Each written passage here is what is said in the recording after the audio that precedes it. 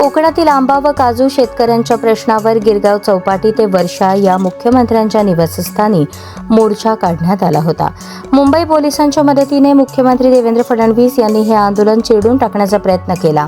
Mumbai police घरगडी असल्यासारखे मुख्यमंत्र्यांच्या आदेशावरून आंदोलकांना प्रचंड त्रास दिला. दादरपासून चर्चगेटपर्यंत येणाऱ्या सर्व स्टेशनवरच आंदोलकांना ताब्यात घेण्यात आले. मुंबईत येणाऱ्या शेतकऱ्यांची आंदोलनाचे ठिकाण बदलले असल्याचे सांगून दिशाभूल केली. गिरगाव चौपाटीवर येणाऱ्या प्रत्येक शेतकऱ्यांना पोलिसांनी ताब्यात घेऊन आझाद मैदानात घेऊन गेले आणि त्या ठिकाणी डांबून ठेवण्यात आले.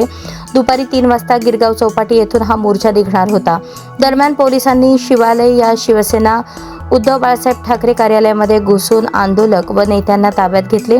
पोलिसांना आदेश देण्यात आला होता की काहीही करा पण आंदोलन मोडून काढा.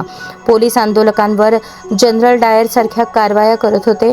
शेतकऱ्यांचा असा आवाज दाबण्याचा हा प्रकार अत्यंत धक्कादायक होता. मुंबई शहरातील जवळपास 15हून अधिक पोलीस ठाण्यात हजारो आंदोलकांना अटक करण्यात आली.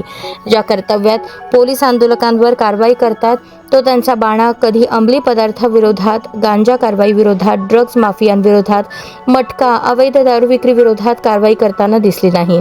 त्या ठिकाणी राजरोसपणे हप्ते घेऊन तरुण पिढी बर्बाद करण्याची सुपारी घेतली आहे असा आरोप राजू शेट्टी यांनी केला आहे.